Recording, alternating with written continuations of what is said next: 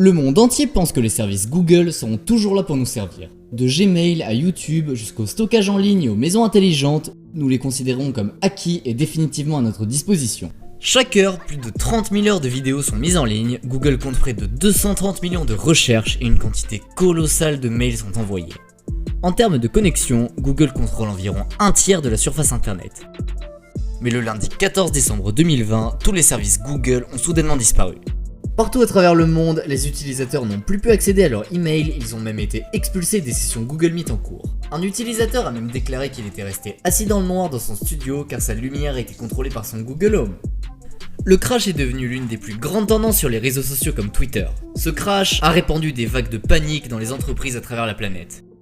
Comment l'une des plus grandes entreprises du monde peut-elle soudainement se désintégrer de tous ses services au même moment? Que s'est-il passé? Est-ce que c'était un hack? Cette panne, qui n'a finalement duré qu'une heure, a engendré un immense chaos.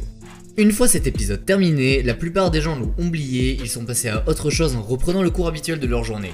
Mais si on se penche sur ce phénomène et que l'on analyse la situation, on réalise que non seulement les consommateurs du monde entier sont dépendants de Google, mais que d'innombrables entreprises en sont aussi tributaires. Est-ce que le monde est trop dépendant de Google et comment Google doit-il s'y prendre pour éviter d'autres downs de cette ampleur? C'est ce que nous allons voir dans la vidéo d'aujourd'hui.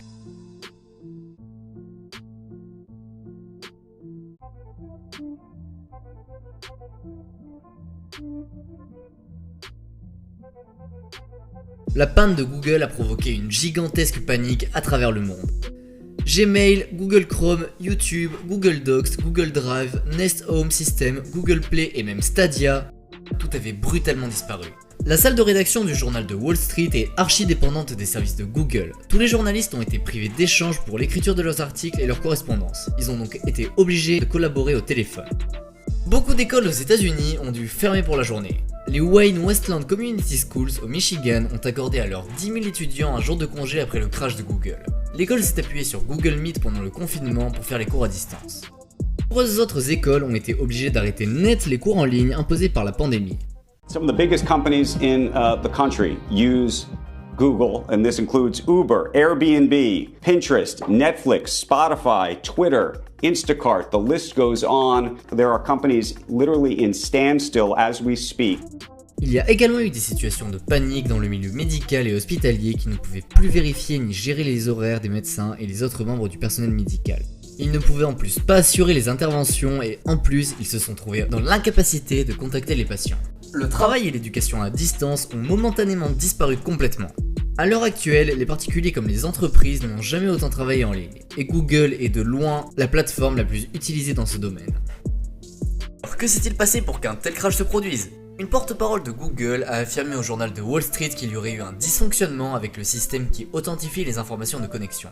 Elle a déclaré que le problème était dû au serveur interne et que les difficultés n'avaient aucun lien avec une cyberattaque. Cette explication sommaire, vague, très imprécise et sans détail ne nous avance guère, mais c'est à peu près tout ce que Google communiquera sur cette énigme d'ampleur mondiale. Pourtant, comme nous allons l'évoquer un peu plus tard dans la vidéo, peut-être qu'il s'agit en réalité d'autre chose que d'une simple panne. En réalité, il est extrêmement peu probable et étonnant que Google puisse connaître un tel accident. En effet, pour fonctionner, Google prend toutes les précautions. Il y a des serveurs situés partout dans le monde pour prendre le relais en cas de panne et éviter tout arrêt. Il y a même en sécurité sur ces serveurs plusieurs sauvegardes destinées elles aussi à se relayer en cas de problème et pallier à tout accident. Comme nous l'avons dit, il y a tellement de commerces et de personnes hyper dépendantes dans leurs activités au bon fonctionnement de Google que cela soulève désormais de sérieuses questions. Que se passerait-il si la prochaine panne de Google ne durait pas qu'une heure mais pendant plusieurs jours? Des milliards de dollars pourraient se volatiliser et mettre en danger des milliers d'entreprises dans le monde entier. Comment Google va pouvoir empêcher que cela se reproduise? Comment Google est parvenu jusqu'à aujourd'hui à ne jamais se crasher?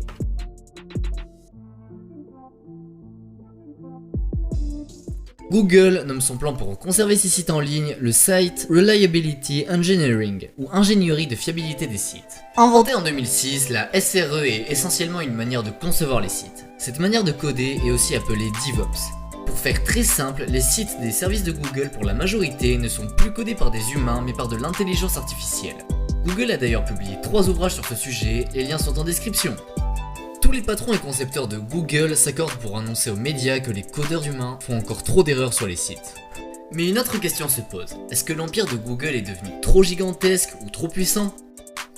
Certains affirment que la panne de Google qui a paralysé temporairement la productivité de millions d'entreprises est le meilleur argument anti-Google que l'on puisse trouver et répond à cette question.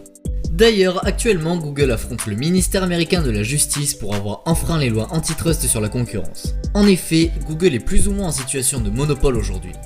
Donc, à la question de est-ce que Google est surpuissant pour le gouvernement américain, la réponse est clairement oui.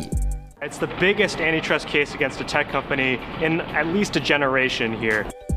Depuis Microsoft en 1998, Google est confronté au plus gigantesque procès antitrust de l'histoire.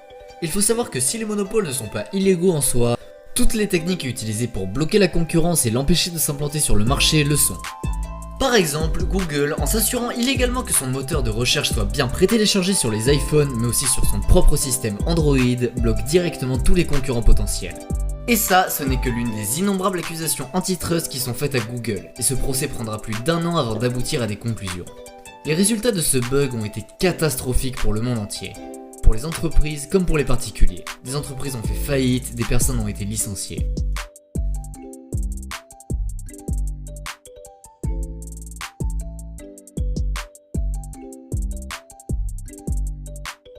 Certains affirment que la panne de Google a en réalité été provoquée par Google lui-même en redémarrant le système pour se protéger contre une potentielle attaque de hackers. Google, depuis toujours, est extrêmement attentif et constamment en alerte par rapport aux potentielles cyberattaques. Pour lutter contre la menace de piratage, Google organise régulièrement des championnats et des compétitions de piratage. Ces petits génies du piratage informatique signalent des problèmes de sécurité afin qu'ils puissent être anticipés et corrigés avant que les hackers ne les exploitent à mauvais escient. Google appelle cela le programme de récompense sur la vulnérabilité et ces championnats ont été lancés en 2010. En 2019, la récompense était de 1,5 million de dollars pour parvenir à pirater un téléphone Google Pixel. Certains aussi ont souligné que le crash de Google s'est curieusement produit quelques heures seulement après que le gouvernement américain ait été pris pour cible par une cyberattaque étrangère. Ce piratage était si grave qu'il a conduit à une réunion d'urgence du Conseil de sécurité nationale à la Maison Blanche. Le logiciel utilisé par les ministères s'appelait SolarWinds et il a été infecté par un logiciel malveillant lors d'une mise à jour. Les pirates ont réussi à avoir accès aux emails internes de la Maison Blanche. Plusieurs ministères ont aussi été piratés comme le département de l'Intérieur, le département de la Justice, le département de la Défense, la NSA et même la NASA.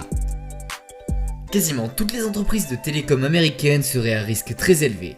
On estime que 18 000 entreprises se sont retrouvées avec leur mise à jour affectée. Certains ont conclu donc que Google a redémarré son système afin de se protéger de ce malware.